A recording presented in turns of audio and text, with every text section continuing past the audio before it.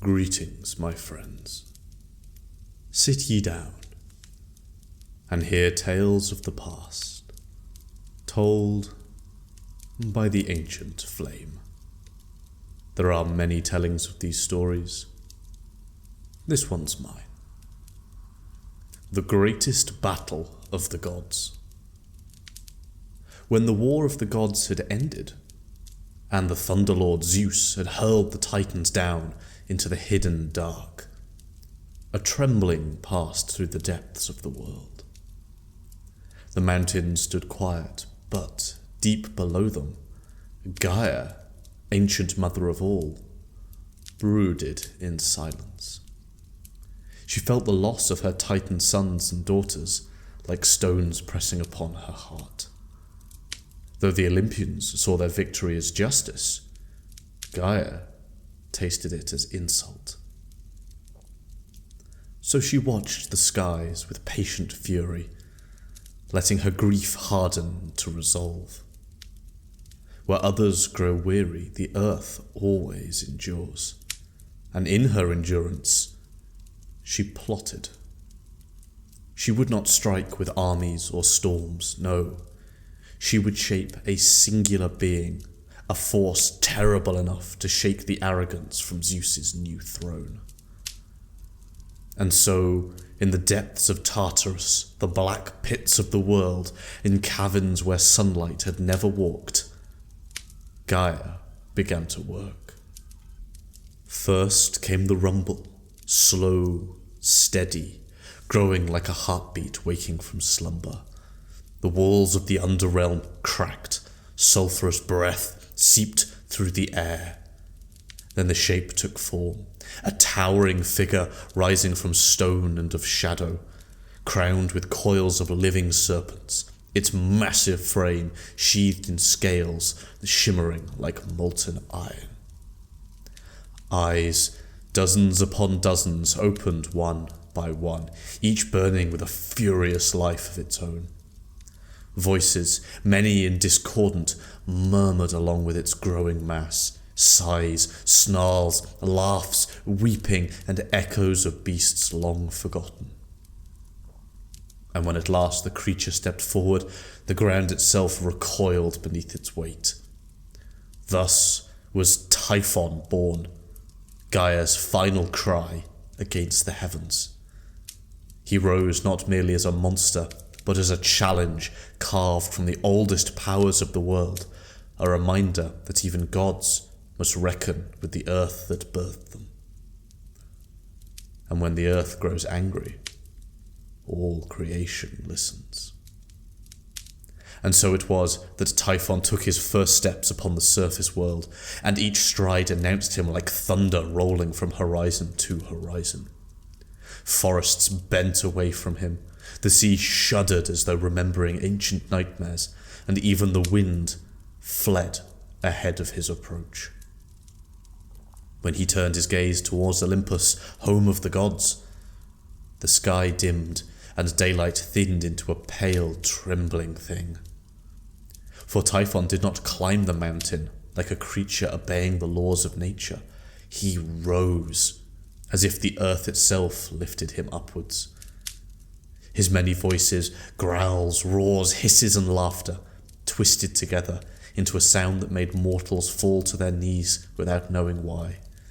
Stones crumbled, the clouds fled, and still he ascended.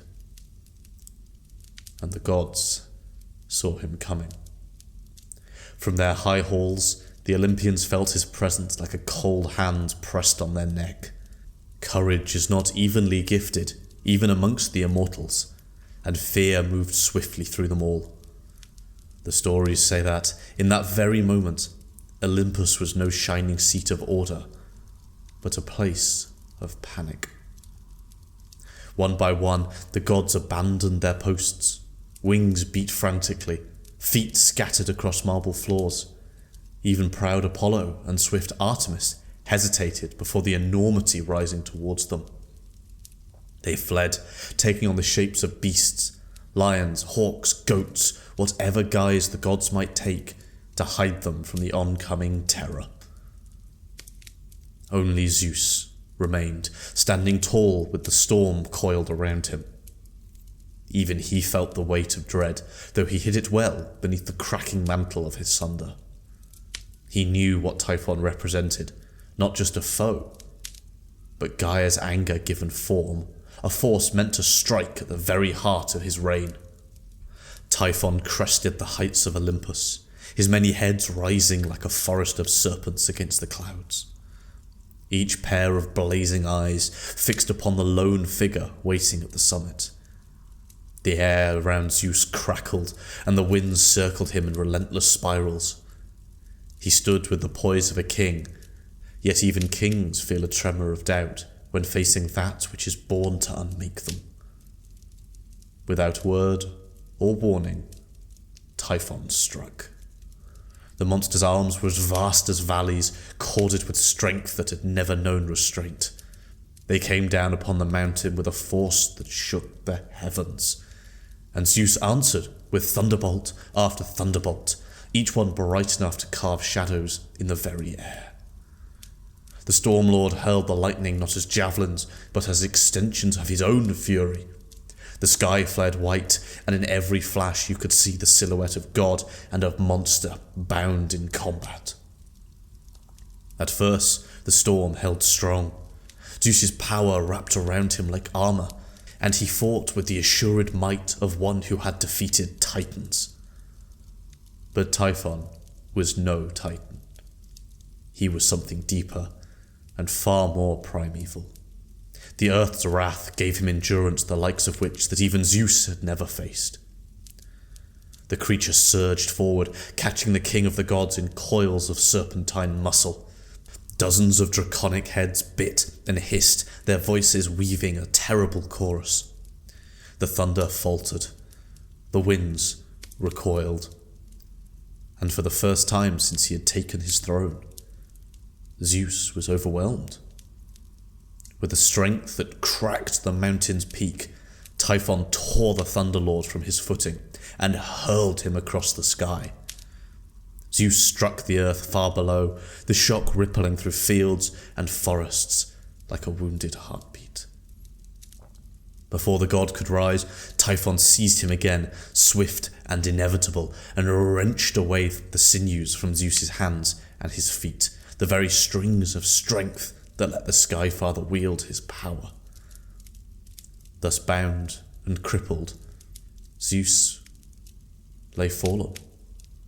The storm went silent, and Olympus dimmed. For a time, the world seemed to hold its breath, not knowing what course to take. With Zeus fallen, and bound in the grip of Typhon, the balance of all things trembled. The rivers slowed, the winds lost their course, and even the sun rose with a pale, unsteady glow. It was as though creation itself waited to see if the age of gods had ended. Typhon, triumphant, carried Zeus away to the slopes of Mount Crassius, where salt winds howl like grieving spirits. There he hid the crippled Skyfather in a cavern of jagged stone, a prison shaped by fury rather than by craft. The monster's many heads hissed in satisfaction, tasting victory for the first time. The earth had struck back, and the mightiest of the Olympians lay helpless before her champion. But the world does not forget its guardians quite so easily. While most of the gods still cowered in distant lands, terrified of what would happen to them, two did not remain quite so idle. Hermes, bright of wit and fleet of foot, and Pan, the wild-hearted. These two had watched Typhon's triumph from afar, and though terror gnawed at them, they understood that a world without Zeus would fall into ruin and into shadow. Under the cover of night, Hermes and Pan journeyed to the cavern where Typhon kept his prize. The monster, believing his enemy broken beyond salvation, had grown careless. His heads argued amongst themselves, some dreaming of domination, others hungry only for destruction. They did not sense the faint footfalls of gods who moved like whispers. Within the cavern lay Zeus, vast, dimmed, and trembling with pain. His hands were powerless, and his feet unable to bear him. The sinews that bound his strength were gone, tucked away in Typhon's keeping as trophies. Hermes knelt beside him, placing a steady hand upon the fallen king. "Lord of storms," he murmured, "your battle is not yet lost." Pan, ever the trickster of the wild, let out a sudden sharp cry, half goat, half wind, wholly startling. The cavern walls echoed it 100-fold. Typhon stirred, confused, head snapping awake in a tangled panic. But by the time the monster understood he'd been deceived, Hermes was already binding the lightning back into Zeus's limbs. A shudder ran through the sky, a spark kindled in the air, and when Zeus stood once more upon his feet, the cavern itself seemed to recoil. Though his strength was not yet whole, the spark of his power, the true core of the storm, had returned to him. The faint roll of thunder murmured around his shoulders, like a loyal hound finding its master once more. But Typhon was not a creature to suffer stolen victory quietly. A roar tore through the night, rising from the depths of the cavern with such force that even the distant mountains quivered in their roots. Typhon surged upright, a chaos of writhing heads and blazing eyes, each one screaming a different fury. The very air wrapped around him, bending to the rage. Zeus did not wait. With Hermes and Pan at his side, he fled into the open world, knowing full well that Typhon's pursuit would follow him without question. Thus began the great chase, a struggle fought not in one place, but across the face of the earth itself. Typhon moved with impossible speed for a creature of his size, each step carving fresh scars into the land. Valleys trembled into existence beneath his heels, cliffs shattering under the sweep of his arms. Forests twisted into uprooted spirals in his wake. The world had seen destruction before, yet never such an overwhelming tide of raw, elemental fury. Zeus fled towards the rising winds, drawing stray sparks of lightning into his grasp with each passing moment.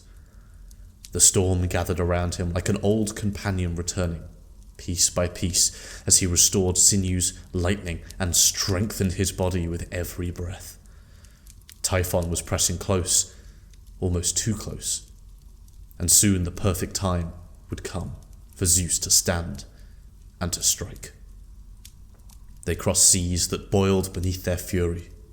They raced along the spines of mountain ranges that groaned beneath the weight of their passing.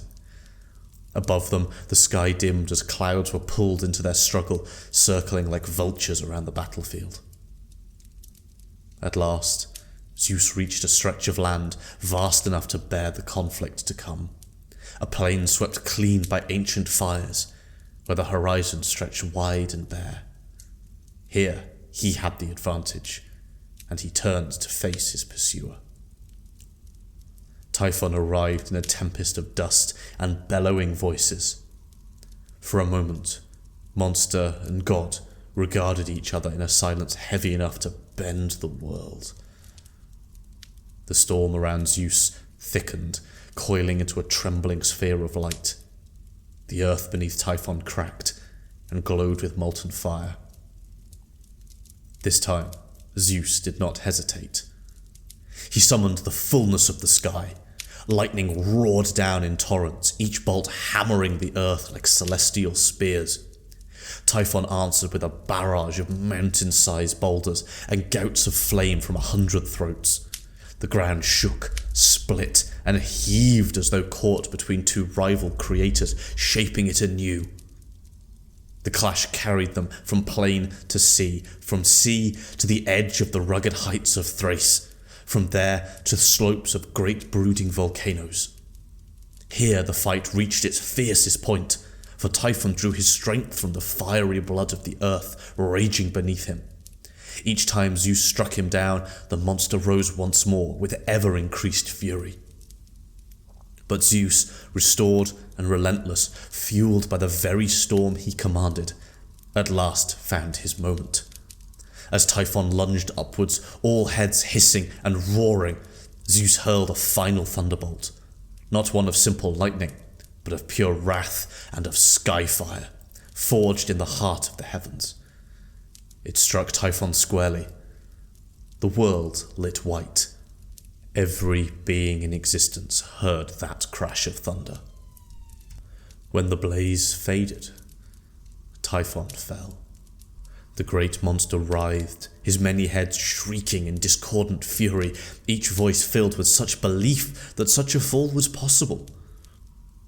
But Zeus stood over him, the storm coiling around his form in triumph, no longer uncertain, no longer dimmed.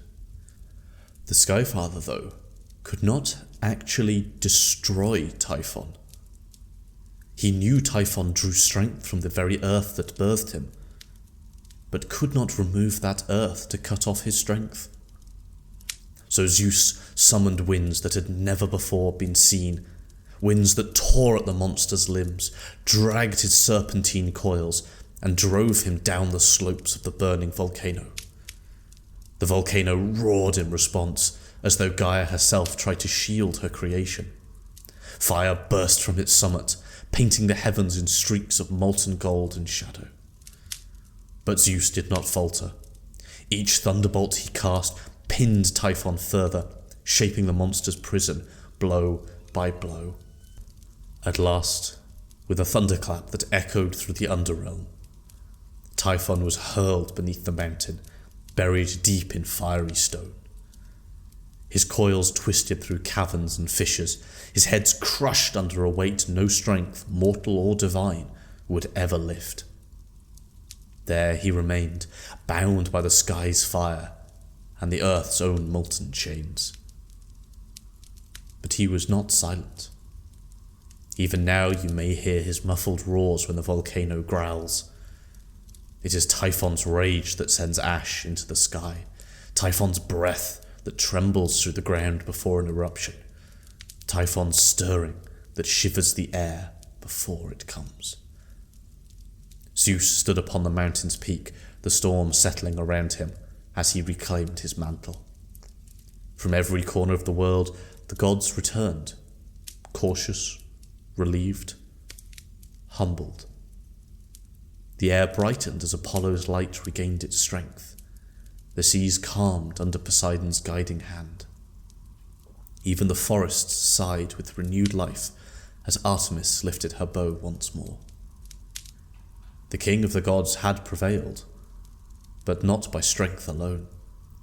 He had been brought low, had risen, and fought, not merely for his throne, but for the order that held the world together. And from that day forward, every god remembered that even the mightiest can fall, but also they can rise once more. And so it was that the age of Olympus was secured, not by ease, not by certainty, but by the storm's steadfast refusal to bow. And beneath the mountain's burning heart, Typhon still thrashes, a reminder that chaos never dies.